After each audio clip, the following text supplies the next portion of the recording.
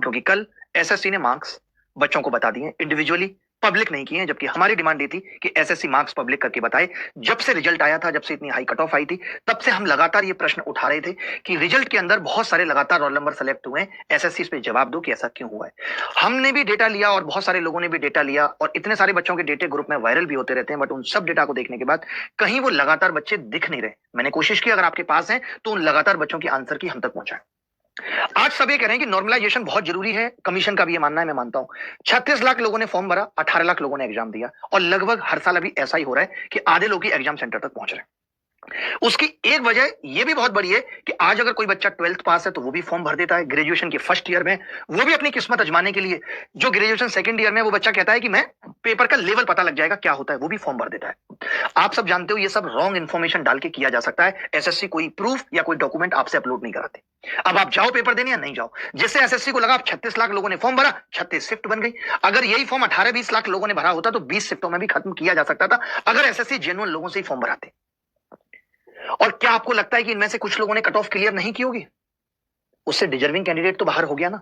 क्योंकि सीजीएल का एग्जाम ऐसा नहीं है कि जिसका ग्रेजुएशन हो जाएगा वही निकाल पाएगा। सीजीएल हो, एमटीएस हो, सीएचएसएल हो, इन सबके लेवल लगभग सेम है। इनफैक्ट सीजीएल तो एमटीएस से भी सस्ता एग्जाम हो चुका है। आज क्यों ऐसा है कि 50% लोग पेपर नहीं देने जाते और इसकी वजह से इतनी शिफ्ट हो रही है? इतने सालों में एसएससी इसका सोल्यूशन नहीं निकाल पाई। वास्तविकता यह है कि इन लोगों का फॉर्म रिजेक्ट नहीं होगा और कितने सारे जेन्युइन बच्चों के फॉर्म रिजेक्ट हो जाते हैं। अगर हम ये आइडेंटिफाई कर लें तो लोग भी कम हो जाएंगे और कम शिफ्ट में हम एग्जाम करा पाएंगे। और दूसरी सबसे बड़ी प्रॉब्लम है कि पेपर का लेवल एक जैसा नहीं रख पा रहे। 36 शिफ्टों में एक शिफ्ट इतनी ज्यादा मुश्किल है और 35 लगभग आसान है। क्या ये अनफेयरनेस नहीं है? और इन सब का फर्क पड़ता है हाई कट ऑफ पे, इन सब का फर्क पड़ता है नॉर्मलाइजेशन पे। नॉर्मलाइजेशन आज इतना बड़ा मुद्दा है जिसको ब्रह्मा जी भी नहीं समझ पा रहे। एसएससी के नॉर्मलाइजेशन फॉर्मूले को समझना इतना मुश्किल है कि मैं ये सोचता हूं इससे अच्छा तो मैं डकवर्थ लुईस नियम समझ लूं, वो आसान है। आप देखिए, नॉर्मलाइजेशन का एक एग्जांपल मैं आपके सामने रखता हूं कि एक बच्चे का स्कोर 139.5 आया। मान लेता हूं कि ये बहुत टफ शिफ्ट थी और वो बढ़कर के हो जाता है 157, कट ऑफ गई थी 153, वो आसानी से कट ऑफ निकाल लेता है। एक बच्चा है जो किसी शिफ्ट में 148.5 लाता है और उसका स्कोर थोड़ा और कम हो जाता है। हमने क्यों एक ऐसा फॉर्मूला बना दिया?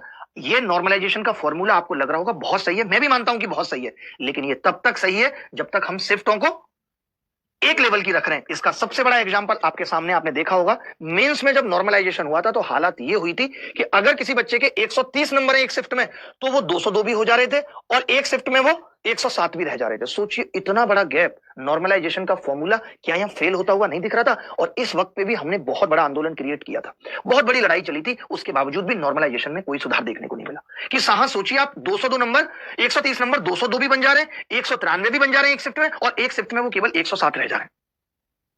क्या आप में से किसी के पास उन बच्चों का डेटा है जो लगातार सेलेक्ट हुए थे? आपको हमने पिछली लाइव में भी ये दिखाया था कि इतने बच्चे लगातार सेलेक्ट हुए हैं जिनके रोल नंबर लगातार हैं। क्या आपने देखा इनका डेटा? क्या एसएससी ने इनका भी डेटा पब्लिक किया? आप बता सकते हैं? नहीं। क्या किया जाए फिर?